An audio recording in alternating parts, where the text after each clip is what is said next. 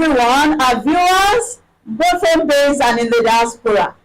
You are welcome to this insightful and educative station of Ignite TV.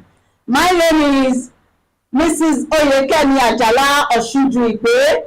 I am a linguist, I am a published author, I am a speech therapist and a language expert. I'll be anchoring this program, and this program is tagged Focal Point. My topic of discourse for today is parental attitudes on child's development. Parental attitudes on child's development. And before I proceed, I would like you, as you are watching, to please help share this insightful program to as many groups and status as you can. Like it, love it, share it, and help subscribe to my channel.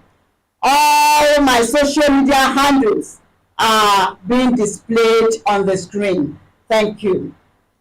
Now, in a nutshell, as we all know, there are two sides to a coin in this very important discourse for today. I'll be discussing and expatiating and analyzing on the secular perspective and the spiritual perspective, or what we call scriptural basis on the subject matter. In a nutshell, what do we mean by attitude? An attitude is a predisposition or a tendency to respond positively or negatively towards a certain idea, object, person, or situation. Attitude influences or can be an influencer in individuals' choices of action and responses to challenges, in incentives and rewards called stimuli. There are four major components of attitude. We have the affective, we have the emotions or feelings under affective, emotions and feelings under affective, and we have cognitive, that is belief or opinions held consciously by an individual or a group of people.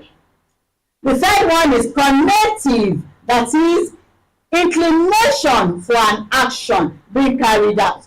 And the fourth one is evaluative, which could be positive or negative response to stimuli. Thank you very much. Now, we have parental attitudes in various choices of endeavors. We have choices of careers for our children. These parental attitudes can be support, pressure, and anxiety, having a great impact on our children's choices, be it in the area of subjects, choosing subjects in schools, in the school curricula, extracurricular activities, and career choices. This can be positive or negative. Then we have low level of motivation by parents. This can also be another area of parental influence or parental attitude. We have poor self-esteem of children, and we have negative attitude of parents regarding education. We have emotions such as anger or happiness. We have degree of acceptance, and we have coldness or rejection. In this area, we can have withdrawn children. Children can just be withdrawn from their peers or in their relationship, either in the parent-child relationship or friends relationship, with their peer groups or in their social interaction or social setting. We also have pushy attitude. Pushy attitude. In this area, they accept parents' dreams. They accept their children, accept their parents' dreams. Children can grow in a healthy manner by encouragement, healthy interactions, positive communication, understanding each parent-child relationship as being unique and different. Then we have sense of belongingness. There are children that they feel the sense of belongingness in that family. Then we have pressurizing children. When we pressurize, when there are too much pressures on our children, it kills their creativity and self-esteem. Now, as I said earlier, according to a child psychologist, there's no school that is equal to a decent home, and there is no teacher that is equal to a virtuous parent. In this regard, child-rearing cognitions influences parents to act either positively or negatively towards their children. But when the thoughts are accurate and well articulated, they will usually lead to positive actions. In child psychology, when I'm talking of child psychology, we have the range of ages of children. It could be the preschool, the teens, the preteens, the teens or the teenagers, then the tweenes and the young mothers, the young adults, and then the young mothers. So in child psychology, mothers' roles are usually significant through the child's formative years or preschool. Schools are considered as places which provide an appropriate learning environment for a child's overall development. But the importance of parents and community cannot be overemphasized. Parents' attitude or attitudinal actions towards the adult child and siblings in the family contribute significantly to the personality of the child, particularly in improving his or her academic performances. The pivotal role of parents' attitude still continues for the overall development of the child and career life. A child psychologist also said, without parent support, it is hard for teachers to devise academic experiences in helping students learn meaningful content in the school setting. That is, the basics of the learning outcomes. At the home setting, children learn consciously, often in an informal way. That is, the unwritten knowledge of education. Parents teach and train their children early in their fundamental skills, like the home and the work ethics, attitudes and values necessary for day-to-day living. This will enable the children to cope up successfully with the requirements of the immediate confines of homes and the community or the environment in which they find themselves. In this vein, education of the child has formed a basis for the development of better human society. They are able to contribute their quota to social development. When we are talking of the children's social integration into the society. So we have a better human society when they contribute their quota to social development. Parents' attitude towards their children's education is affected adversely by low socio-economic status, the SES of the family. Therefore, a child brought up with affection, children love affection, care, motivation, incentives, encouragement, showing them genuine love and what we can use to bring them closer to the parents. So a child that is brought up with affection and care in the least restrictive environment will be able to cope up better with the world around him or her. Children love affection and care and novelty and adventure. Therefore, the family shapes the social integration of the child more than a formal school. At this juncture, I want to talk briefly on the 4 basic roles which parents play in the cognitive, affective, and overall development of the child. Number 1, parents as educational decision makers. Parents act as educational decision makers. We make decisions in our various choices of decision making. Then we have parents as parents. Parents still act as parents. And we have parents as teachers. You know, I said that both formal and informal education starts from home. Just like we language experts says, charity begins from home. The formative years of the child is being developed right from the home front. We have parents. The first one is parents as advocates. Therefore, parents and home remain the first teacher and first school, respectively, for every child. Teachers only complement the efforts of parents by creating a positive learning environment for learning outcomes and orientation of the child.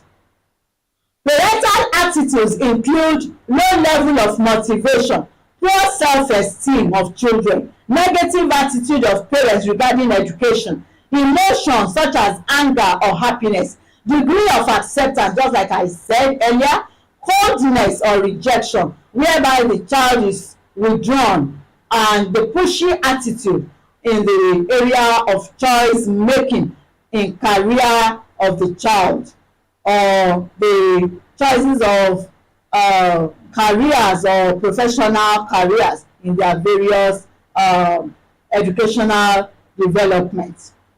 Then we have encouragement, healthy interactions, positive communication, understanding each parent-child relationship as being unique and different, sense of belongingness, and pressurizing children, which eventually kill their creativity and self-esteem, overprotection, over control. When children tend to be wiser and more sensible when they learn from experiences of life and past mistakes, let them be independent. Now, let's go to the scriptural perspective, the scriptural basis of parental attitudes. According to Psalm 127 verse 3, which says, children are the gifts of God and the heritage of the Lord, and the fruit of the womb is his reward. Now, coming down to this area, what are the ingredients of a godly home? Number 1, we have genuine love. There must be genuine love, that the parents are being entangled and bonded in love. The family must be bonded in genuine love, and there must be a mutual cooperation and understanding of both the father and the mother. Now, coming down to the children, genuine love must exist between the family setting and the children. Then number 2, discipline. This discipline is essential for a child's all-round developmental growth and essential for a child's growth. We see this in Ephesians chapter 6 verse 4, Proverbs chapter 13 verse 24, Proverbs chapter 19 verse 18, Proverbs 22 verse 6, Proverbs 22 verse 15, Proverbs chapter 23 verses 13 to 14, and Proverbs chapter 29 verse 15 to 17. Then we have reproof and spanking. When there is a need for reproof and spanking, let us do it accordingly. But there must be a proportion of the measurement of the punishment to the child's punishment that you are administering. There must be a proportionate equality between the two. The child must be made to know the extent or the gravity of the offense which he or she has committed, and the appropriate punishment that will be extended towards that punishment, towards that offense. Then there must be positive communication and genuine interest in the lives of our children. There must be genuine interest. Don't be too busy fishing for other children's interests and investing in others while you let your own responsibilities. Your own responsibilities must not be left undone. You must be aware of your children's needs, and you must fish out the areas where your children needs your affection, and where they need your care, and where they need your pieces of advice and encouragement. So be up to your responsibilities towards your children's both academic and moral values. Then consistency. There should be consistency. Parents should enforce rules to guide their children. Parents should enforce rules to guide their children. That is, children must learn much of their behaviors from their parents. So parents need to live up to the standards that they portray and expect their children to observe. This will be found in Deuteronomy chapter 5 verse 29. If people live by God's principles, later generations will follow their example. Even in Deuteronomy chapter 6, the Bible says that we should follow the statutes, the commandments, and the injunctions given by our God, so that we can trail it down. Our children will trail towards this, our attitudinal patterns, and they will follow suit. They will follow after and walk after our godly attitudes. So, even so that we and our children might live. That's according to Deuteronomy chapter 6 and Deuteronomy chapter 5 verse 29. Another area is enforcing authority.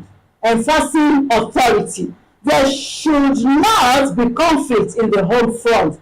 Instead, there should be mutual cooperation of the father, the mother in parenting. The father and the mother must come together in mutual cooperation and understanding for the parenting of the children. We'll find this in Ephesians chapter 5 verse 21. Then another one is setting limitations and boundaries for our children in order to produce responsible adults. We need to produce responsible adults, but we have to set boundaries and follow the limitations and boundaries we have set. We must give them instructions. Another important area of child's developmental process is that we should give them rewards of their good behaviors, and encourage and motivate them, and give incentives where necessary for grades or attainments in achievements and self-endeavors. Now, another one is we should meet their material needs. We'll find this in 1 Timothy chapter 5 verse 8. We should meet their material needs. We find this in 1 Timothy chapter 5 verse 8. And the most important ingredient for a godly home is we should pray for our children for direction and guidance, especially in financial matters. Pass along your faith to your children. Pass your beliefs about God and corresponding values to your children. Become a leader worth following. Be a role model. Be an agent whereby your children will trail after your behaviors, godly behaviors, and be a leader of repute. Become a leader worth following. Be a role model. You will shape their worldview when you walk your talk. Walking your talk will place them in a very wide perspective of the world view. Another area is don't preach, but gently share and boldly give what you share with them. Share life experiences with your children.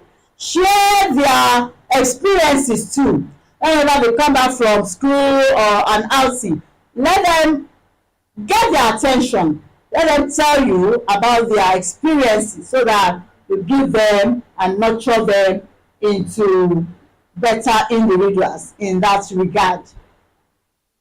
Teach them to be wise and to lead. Teach them to lead. Always tell them they can be a leader. Let them have a leader attitude, not a servant attitude. Let them lead. They can lead. They can be their cheerleader in every circumstances. And so, by becoming a leader in their various endeavors, they too will train others and nurture others, even their own children and generation yet unborn, in matters of various life experiences and life challenges. In matters like dating, music, alcohol, smoking, societal values, financial issues, cleanliness, household chores, goal setting, healthy eating habits, health issues, and physical exercises. With all this in view, I believe that our children will come out the best and complement the efforts of their parents by creating a positive environment for their various outstanding living conditions and social interaction with the world around them. They can explore their world and become better adults in future. Children's learning is the most natural and innate of human skills. So, on this note, learning generally understood as the process through which individual acquires knowledge, skills, and values in a range of formal and informal setting throughout life. As far as the Indian education system is concerned, and that is what obtained in our Nigerian system as well, marks scored by children places them in preference of their future careers. And in conclusion, as I'm rounding off, the whole message is that let's realize that our impact on our children goes a long way in shaping their positive roles in the lives of others. Now, our diabolical world is constantly teaching our children its ways. If the primary authorities in our children's lives does not teach them the ways of God, they will embrace the secular teachings of our world. Thank you for listening. See you again next time, same time and same station. God bless you. God bless our children. God bless our nations. God bless our families. And God bless our world.